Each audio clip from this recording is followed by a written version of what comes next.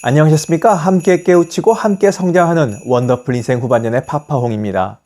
한 살 한 살 나이를 더해가면서 우울감 때문에 사는 게 힘들다는 분들이 늘어가는 듯 싶습니다.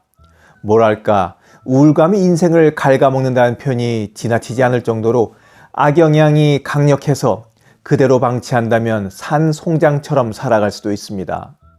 그래서 오늘은 나이 들며 몰려오는 우울감을 몰아내는 비결에 대해 여러분들과 이야기 나눠보려고 합니다.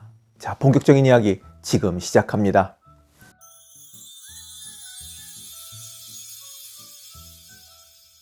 (14살부터) (40살에) 이르기까지 무려 26년간 우울증에 시달렸던 사람이 있었습니다.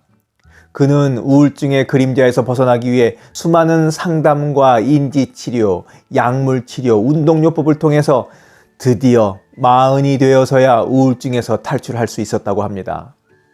치의학을 전공했지만 치과의사로 활동하지 않고 자신의 경험을 바탕으로 정신건강에 대한 저술과 강연 활동에 주력하고 있는데, 자신의 생생한 체험에서 우러나오는 비결을 말씀드리는 거니까 듣는 것에 그치지 마시고 여러분들도 꼭 실천해 보시길 추천드립니다. 나이 들며 몰려오는 우울감을 몰아내는 비결, 첫 번째, 지금 내가 무엇에 열중하고 있는지 살펴보라. 사람은 평소 습관대로 무의식적으로 행동하고 생각하는 경향이 있습니다. 그러다 보니 우울증에 시달리는 사람들은 부지불식간에 습관대로 자신을 우울하게 만드는 생각에 빠져 있습니다. 부정적인 생각에 열중하고 있는 겁니다. 지난 일에 대한 후회와 자책, 나를 아프게 한 사람에 대한 증오와 복수심에 열중하고 있을지도 모를 일입니다. 또 불투명한 미래에 대한 강박과 불안에 시달리며 정신적으로 지쳐 있을 수도 있습니다. 술과 담배, 도박, 그리고 설탕과 같이 자극적이고 중독성이 있는 것에 빠져 있을 수도 있습니다. 내가 지금 빠져 있는 것이 나를 죽이기도 하고 나를 살리기도 합니다. 부정적인 것에 빠져나와 긍정적인 것에 열중할 수 있어야 하겠습니다. 나이 들며 몰려오는 우울감을 몰아내는 비결, 두 번째, 내 응석은 내가 받아줘야 한다. 내 행복은 자신이 하기에 달렸습니다. 괜히 옆에 있는 사람을 들들 볶아대는 못된 습관부터 없애시기 바랍니다.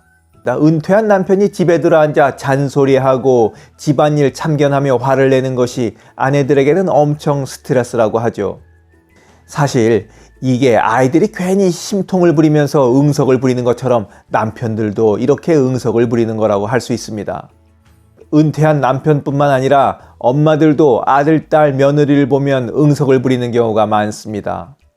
나이 든 사람의 응석을 받아주는 것만큼이나 고역도 없습니다. 자신의 응석은 자신에게 해야 하고 또 자신이 받아낼 수 있어야 합니다.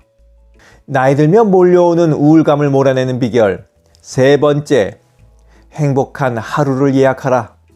무기력함에서 벗어나기 위해서는 적극적인 행동이 필요합니다. 즐거움과 만족감을 주는 일을 계획하고 또 행복한 하루하루를 예약해 가는 겁니다.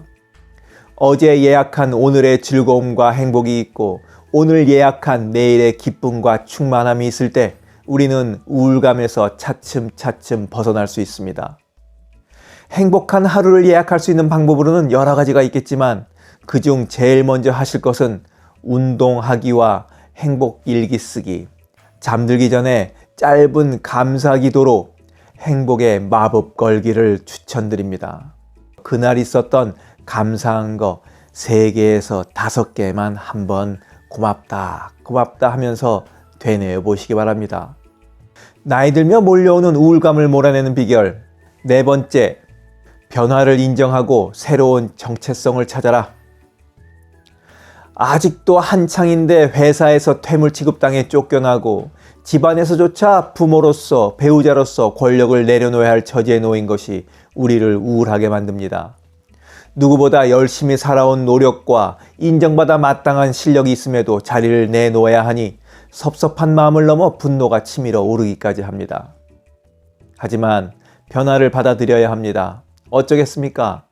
자신이 잘못 살아서 이런 꼴 당하는 것이 아니라는 것을 다른 누구도 아닌 자신에게 말해주고 다독거려주는 것이 필요합니다.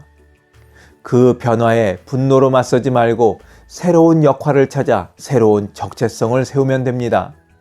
회사 나온 지가 몇 년이 흘렀음에도 불구하고 여전히 부장님, 이사님으로 불리기를 좋아하는 분들은 새로운 정체성을 찾지 못하고 회사가 인생의 전부라고 생각하지만 정작 자신은 누구인지 몰라 혼란스러운 회사 인간으로 살아가는 가여운 사람입니다. 은퇴하고서도 말이죠.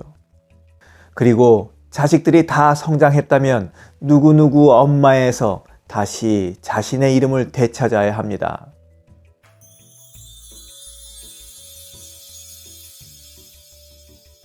여러분들은 남은 인생의 절반을 어떤 정체성으로 살아가고 계십니까? 저는 세상 둘도 없는 좋은 남편을 저의 첫 번째 정체성으로 삼았습니다.